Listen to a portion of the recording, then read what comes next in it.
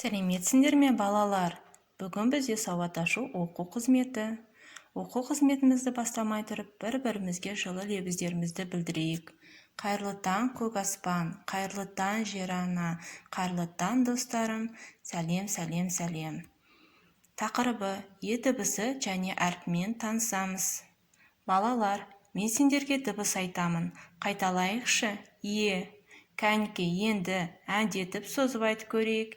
Е дыбысы дауысты жіңішке дыбыс. Оны қызыл текшемен белгілейміз. Е дыбысы бар сөздерді қайталайықшы. Емен.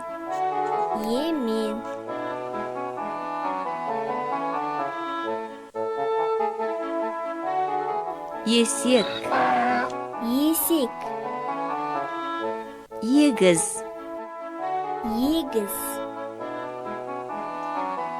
Егінші. Егін. Ешкі.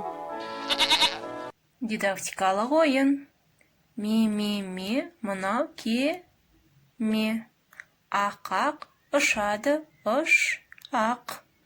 Ықық жүзеді, қайық. Серкіту сәті.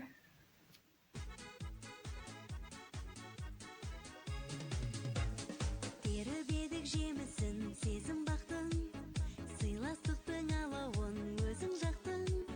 Сенің думан тойыңның әнін естіп, есігіңді шыдамай өзім қақтым.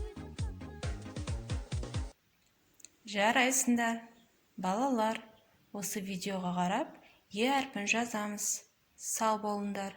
Назарларыңызға рахмет.